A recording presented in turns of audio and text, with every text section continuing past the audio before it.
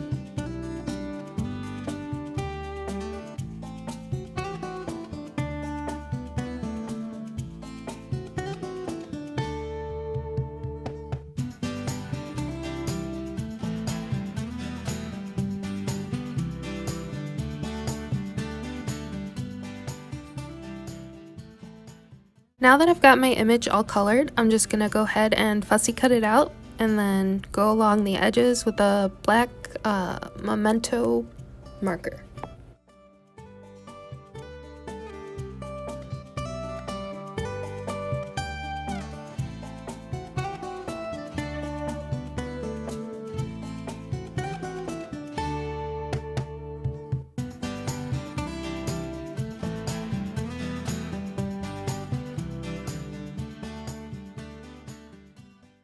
I really wanted to save the little swirly bits coming off the stem, but as you can see, I ended up just cutting them off.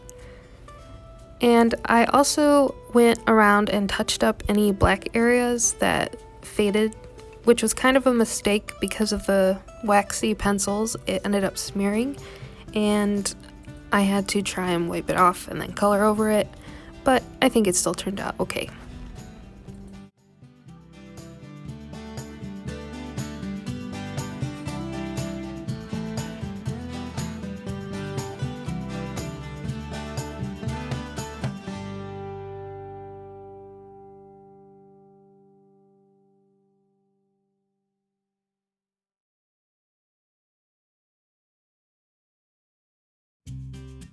So for the background, I'm going to use this snowflake star cover die from Altenew and cut it from a piece of white cardstock.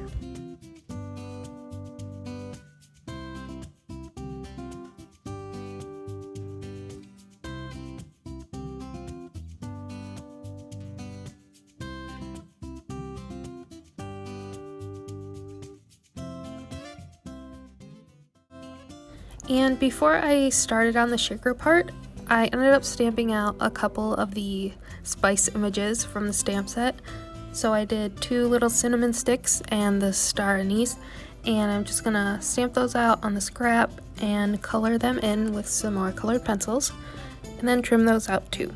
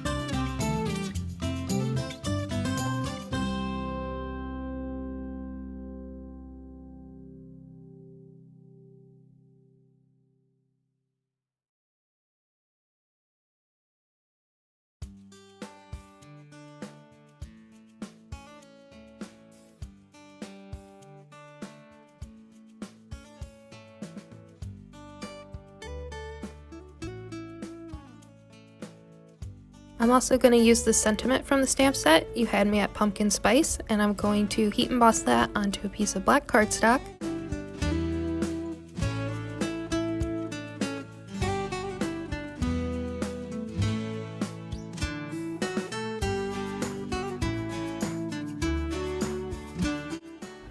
For the cardstock that's going to go behind the shaker bits, I ended up going with a really light brown color. And I'm just going to trim that down to 4 1/4 by 5 1/2, and then I'm going to trim down a piece of acetate and attach that to my die cut piece.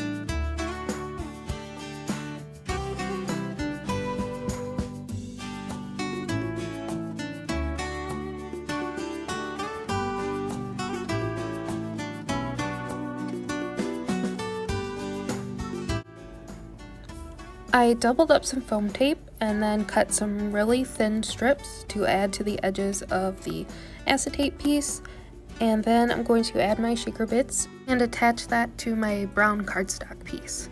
And you'll see I add some extra glue to the foam tape because when I was trying to get rid of static with the baby powder, I accidentally went over the foam tape with the baby powder and removed some of the stick. So I just added that back with some extra glue and then attached everything together.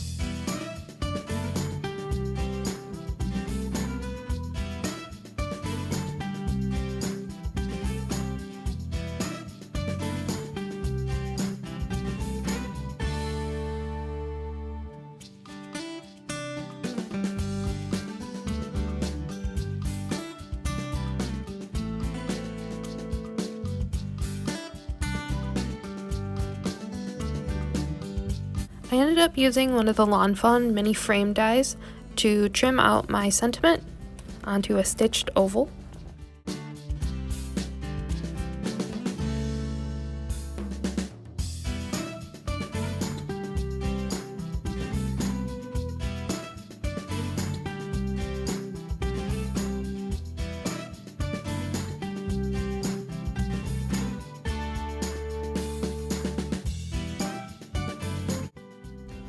Then I just glued all my colored images to the front of the card and attached the whole panel to a 110-pound white card base.